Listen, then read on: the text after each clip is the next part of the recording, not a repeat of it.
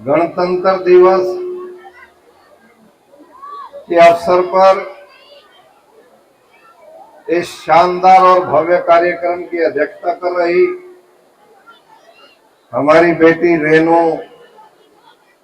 सरपंच खेदड़ और आपके अपने गांव की बहू बेटी मेरे साथ मुख्य अतिथि की भूमिका में जिला भारतीय जनता पार्टी की हिसार की नवनियुक्त अध्यक्षा आशा खेदड़ जी,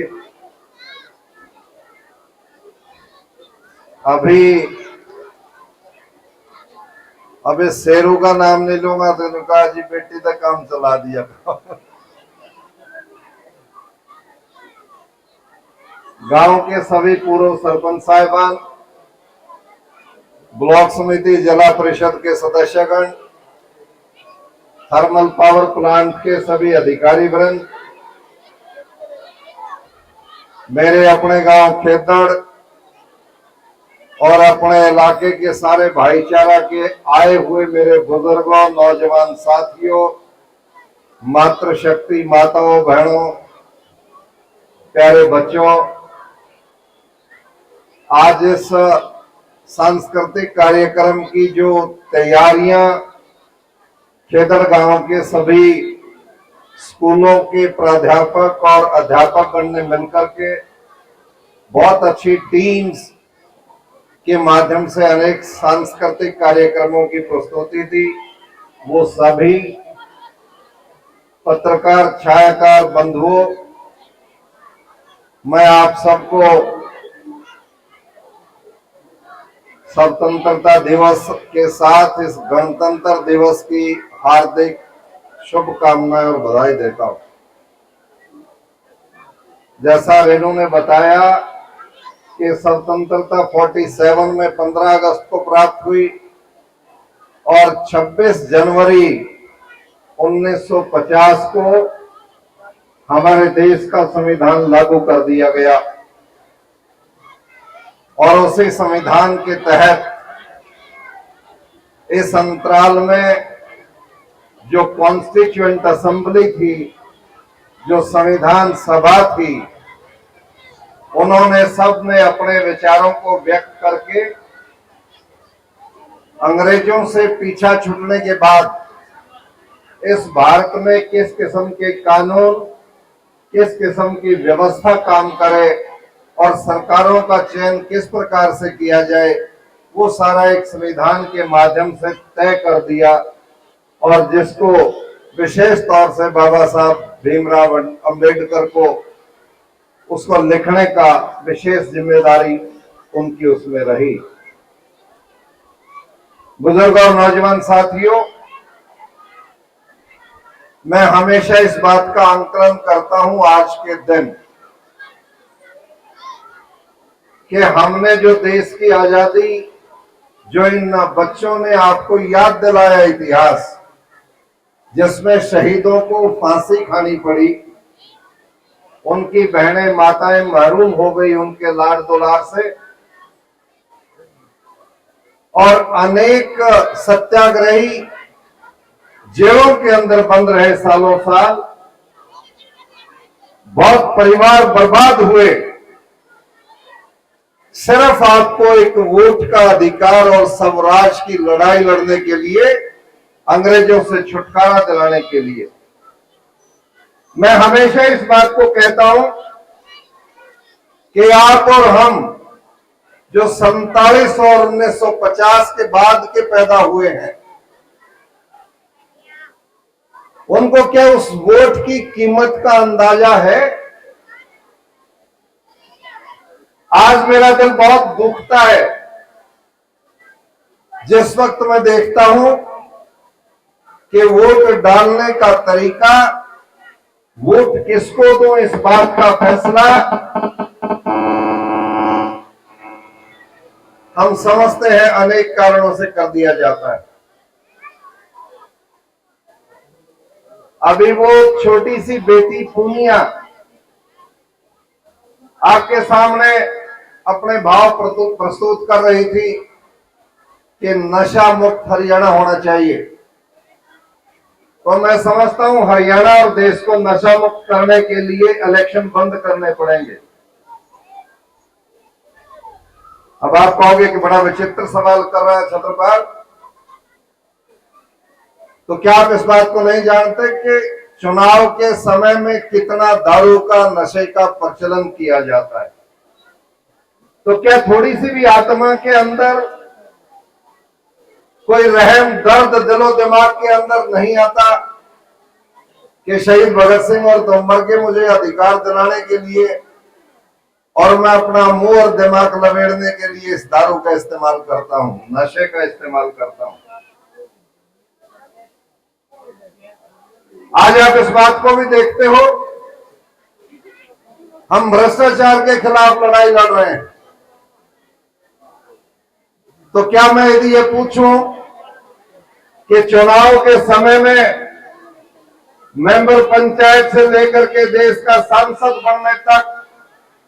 जो भी चुनाव होता है, मतदाता इस बात का आंकलन करता है इस कैंडिडेट का जुगाड़ कि मैं शेख नहीं, उसका जुगाड़ ये नहीं देखते कि उसका दिलो दिमाग बौद्धिक आपके लिए समर्पित है कि नहीं। वो आपकी लड़ाई को विधानसभा, पार्लियामेंट, जिला परिषद, ब्लॉक समिति, पंचायत के अंदर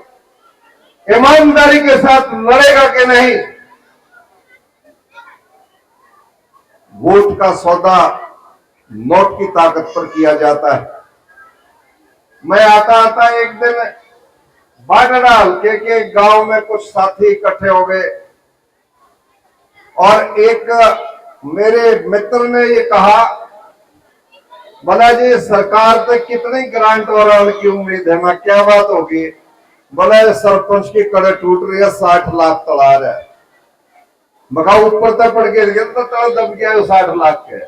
बोला जी इलेक्शन में ला दिए। मका इतने रुपया में तो छत्रपाल ने इतने चुनाव लड़ दिए, कदे कौन ला गया? बोला जी 2 साल पहले चुनाव लड़न लग गया था, सारे के ब्याह रिश्ते बड़े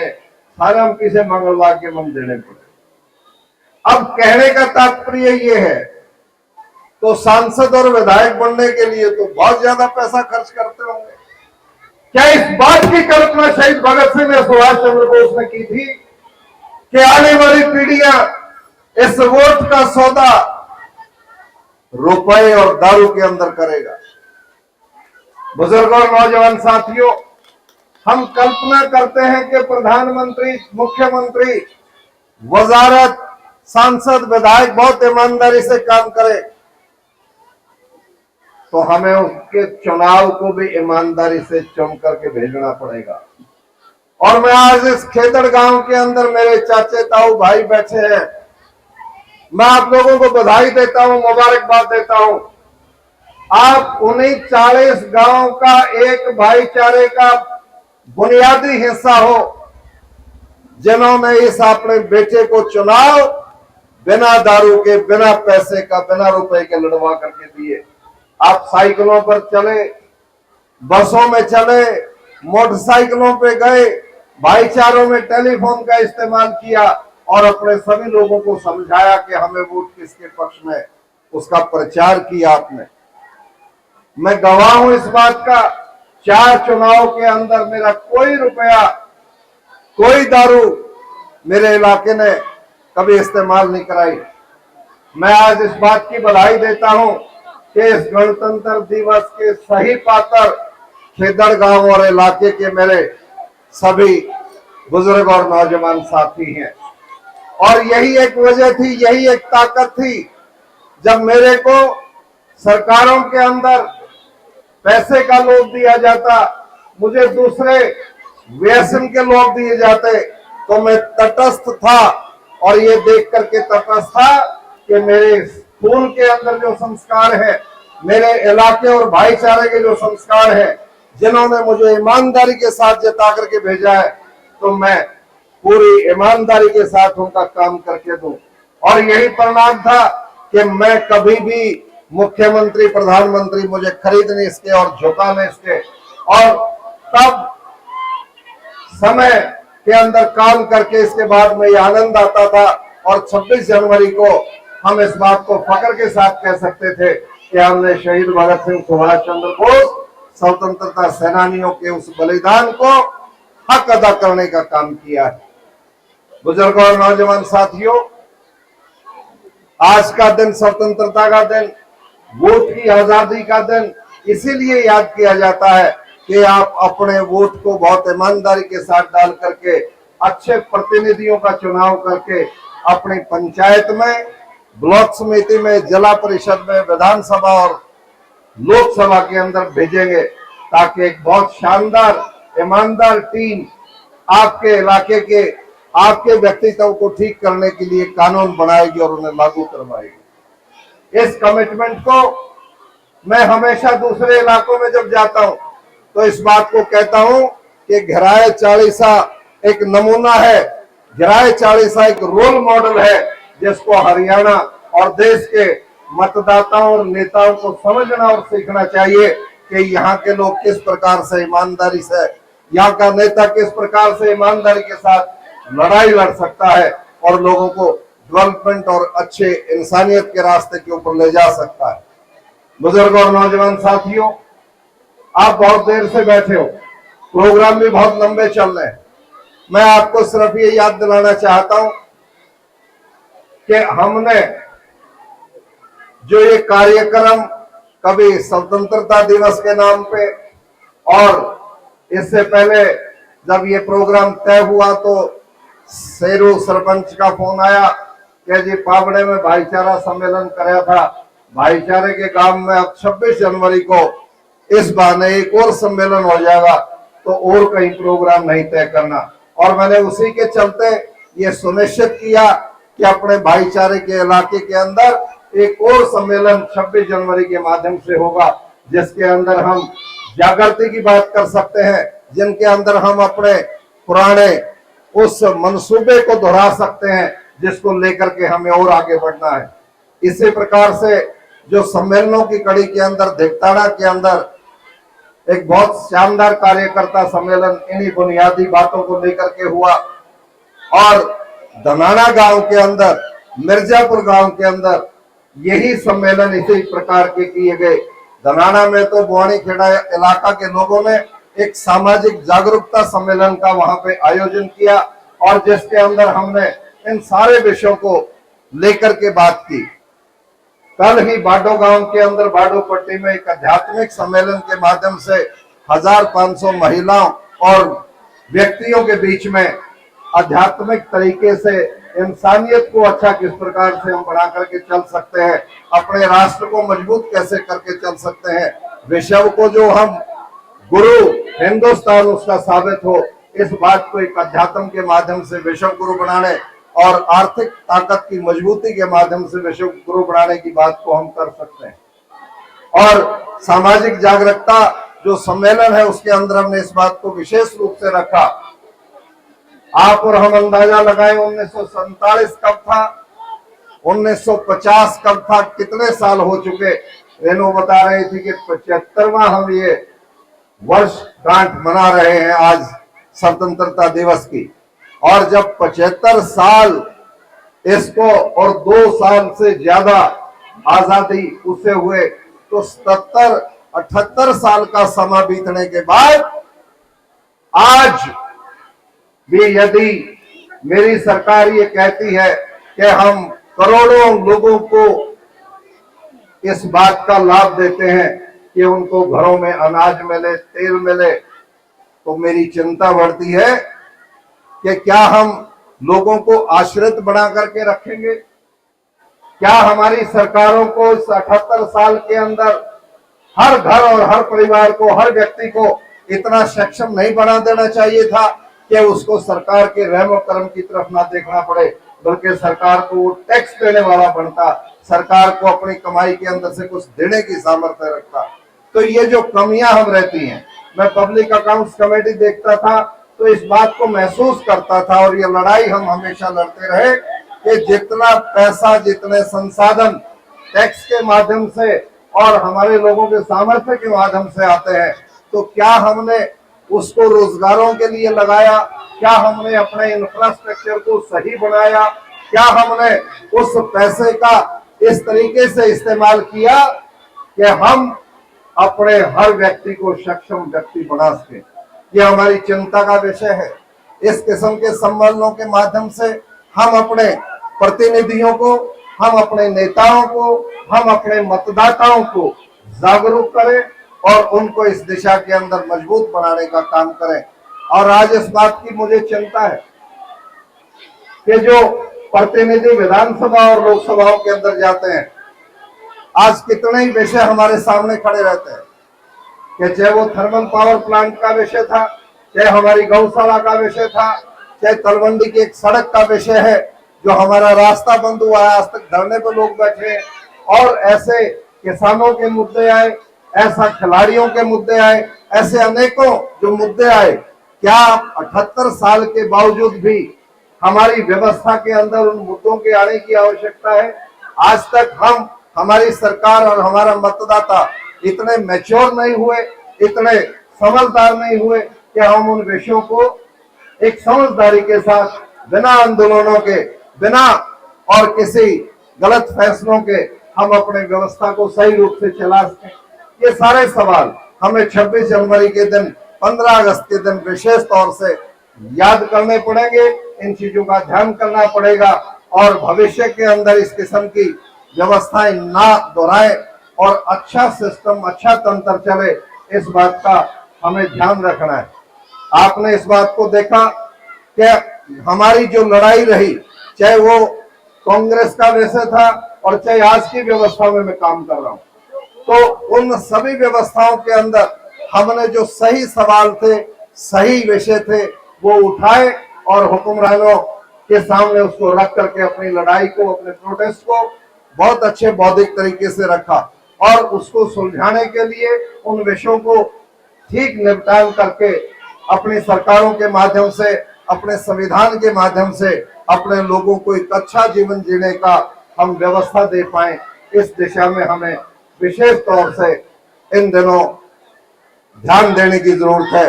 इन विषयों को लेकर के चलने की जरूरत है। बुजुर्गों और नौजवान साथियों, मैं अपनी बात को बहुत लंबा इसलिए नहीं करना चाहता क्योंकि कार्यक्रम और भी हैं और मेरे साथ जो तय था, मैं तो ये समझ के आया था कि अपना वाला सम्मेलन 2-1 घंटे में निबट जाएगा, लेकिन ये कहने लगे सारे, बोले जी शाम तक बैठना पड़ेगा। तो मैं, गलती मेरे से ये होगी,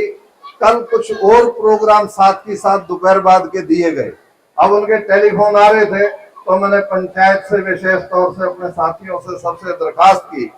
मैंने कहा आप अपने कार्यक्रम अपने तरीके से चलाते रहो, मैं अपने बुजुर्गों को, नौजवान साथियों को, मातृशक्ति को मेरी राम राम दे के अपनी बातचीत करके मैं चला जाऊंगा। उसके बाद में आप सभी इसको जारी रख सकते हैं। और जो सरपंच कहता सांझा का न्योंदा हुए है, मैं तो घूमता फिरता फिर अपना घर से फिर आके छीप जाऊंगा किसी भी टाइम। तो आज बहुत अच्छा शानदार कार्यक्रम, बहुत अच्छा शानदार प्रोग्राम आप लोगों ने गणतंत्र दिवस के ऊपर पे रखा है। आशा यहीं पे है, रेनू यहीं पे का होने का मतलब ये है कि अगले 5 साल के अंदर आप वही अच्छी व्यवस्था लेकर के आ पाओगे जिसकी कल्पना शहीदों ने की थी, जिसकी कल्पना बलिदान होने वाले नौजवानों ने उस वक्त की थी। अब थोड़ा सा अफसोस आता है, मैं एक दिन एक रेस्ट हाउस में बैठा कुछ जवानों से बात कर रहा था और जब इन चीजों की चर्चा कर रहा था, बोला जी ढांचा ही बिगड़ रहा है। अरे मैंने कहा ढांचा जिसा अंग्रेजा ने बिगाड़ रखा था, ऐसा तो कौन बिगाड़ा किसी ने? वो भी तो नौजवान थे जिन्होंने अंग्रेज के गलत ढांचे को उखाड़ के फेंक दिया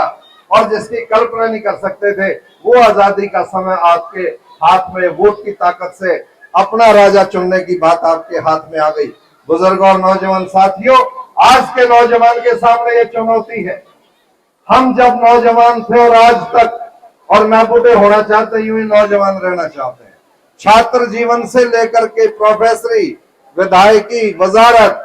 जब भी जितना मौका मिला सामाजिक कार्यकर्ता के नाते इस इलाके की आन बान शान को कभी हम नीचा नहीं होने दिया, उसको ऊंचा करने का काम किया। कभी लालच के अंदर नहीं आए, कभी कोई कमजोरी नहीं दिखाई, कोई कायरता नहीं दिखाई। तो आज के नौजवान के सामने वो चुनौती है कि वो लफाजी बातों में ना आए, लालचों में ना आए, ऐश्वर्य की तरफ ना जाए, वो बहुत सारे धन कमाने गलत तरीके अख्तियार करके उस दिशा में ना बढ़े। हमें यदि जरूरत है तो अपनी आवश्यकता को पूरा करने के लिए धन कमाने की जरूरत है। 7 पीढ़ियों के उत्तरदायित्व यदि कोई करके, यदि पागल की तरह से अपने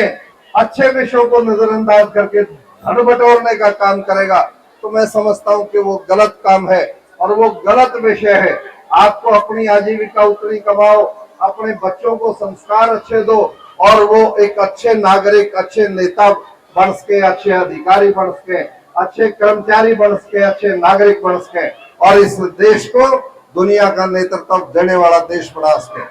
मैं इन शब्दों के साथ आपके और बचे हुए कार्यक्रमों के बीच में ज्यादा नहीं रहता हुआ ग्राम पंचायत का विशेष आभार व्यक्त करता हूं। मेरे खेदड़ के सारे बुजुर्गों का, नौजवान साथियों, मातृशक्तियों का धन्यवाद करता हूं कि आपने अपने बेटे को आज आकर के बात करने का मौका दिया। जिस प्रकार से पावड़ा में सम्मेलन था तो आप सभी वहां पे थे और आज यहाँ सम्मेलन है तो सभी भाईचारे के नजदीक अपने गिराए चालीसा से भी तकरीबन कई प्रतिनिधि यहाँ पे आए हुए हैं। उन सब का भी मैं आभार व्यक्त करना चाहता हूँ। इन शब्दों के साथ दोबारा से गणतंत्र दिवस की बधाई देते हुए और दोबारा से जिन्होंने बहुत उत्तम कार्यक्रम किया उनको बधाई देते हुए मैं आप लोगों से इजाजत